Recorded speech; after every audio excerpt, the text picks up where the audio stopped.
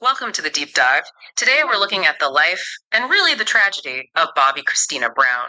We're using the book Tragedy Within as our guide. Yeah, and our goal is sort of to understand the forces at play, her parents, Whitney Houston and Bobby Brown, the fame, everything that shaped her path. It's quite a story. I mean, she was born March 4th, 1993, straight into this intense media whirlwind. Right, there was no easing into it. The daughter of icons, Mhm. privacy, basically zero from the start. And what icons? Whitney, this vocal powerhouse, daughter of Cissy Houston. Gospel royalty, yeah. Yeah. And Bobby Brown, New Edition frontman, then this huge solo career.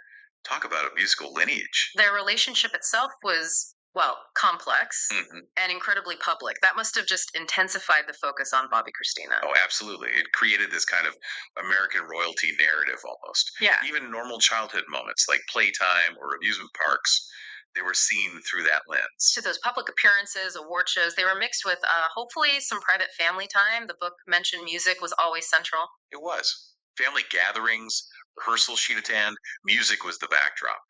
But that also meant this looming expectation, right? She going to sing like her mom.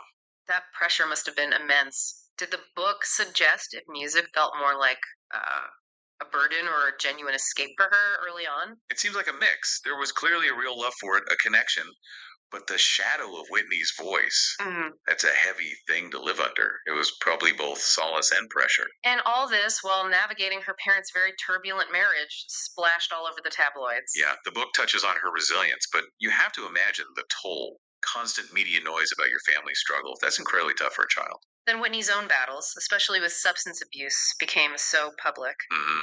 And Bobby Christina wasn't just a bystander. The book suggests she was often a source of support for her mother. They had this really deep bond, apparently, away from the cameras. A real intimacy there. But she still wanted her own identity, right? Music, acting.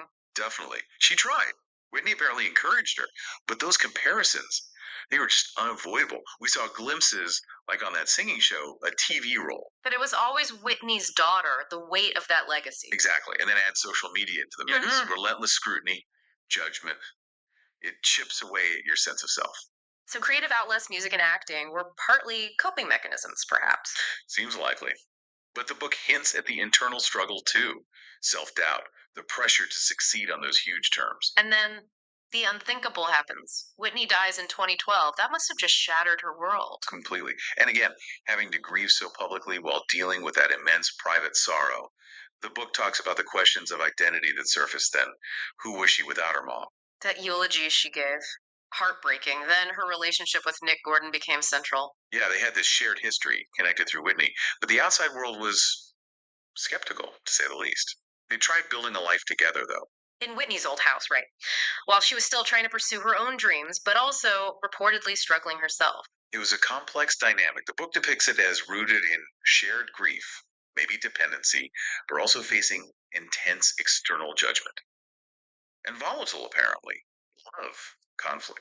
You hear about family concerns, interventions mentioned in the book, her own fears. It sounds like a relationship under enormous strain, both internal and external, needing reassurance amidst all that turmoil. Then came more high profile incidents, that reality show, The Houstons, on our own, trying to control the narrative, maybe? Maybe, but reality TV, Yeah.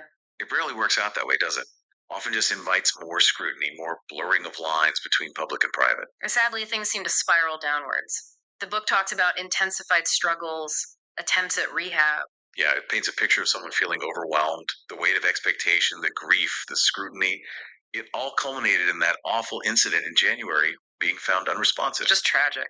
The media speculation then, the family's anguish. The book describes those final days, the grim prognosis, the family vigil, Bobby Brown's hope, Pat Houston's role, then the move to hospice care. Surrounded by family at the end, but Oh. just a life cut short. So much potential. Absolutely. Her passing brought global reactions, memorials, Hmm. and then the legal battles over the estate started. But the family also seems committed to her legacy, right? Foundations, awareness initiatives. Yes, the book notes those efforts, trying to channel that grief into something positive, raising awareness about mental health, substance abuse, issues that clearly touched her life deeply. Looking back, her talent was there, even if we only saw glimpses. But the whole story is such a stark reminder of the cost of fame. It really is. The psychological impact of that constant gaze, the familial pressure, Yeah. it makes you question the media's role, our role as consumers of these stories. It's a profound cautionary tale, isn't it? Growing up under that microscope, the need for privacy for mental health support. Definitely.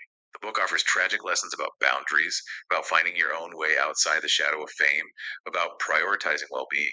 And the family dynamic itself, Whitney and Bobby's relationship, the need for support, intervention, it was all so complex. The book shows how families under pressure can fracture, but also the potential for love and support, like her evolving relationship with her father, Mhm. communication, intervention. They're crucial. Ultimately, her story forces us to look at fame, mental health, addiction, and how they tragically intersect. And the need for more empathy, less stigma, more responsible storytelling. The human cost behind the headlines is immense. So here's something to think about. We're fascinated by fame, especially inherited fame, but where's the line between public interest and a person's fundamental right to privacy, to just be?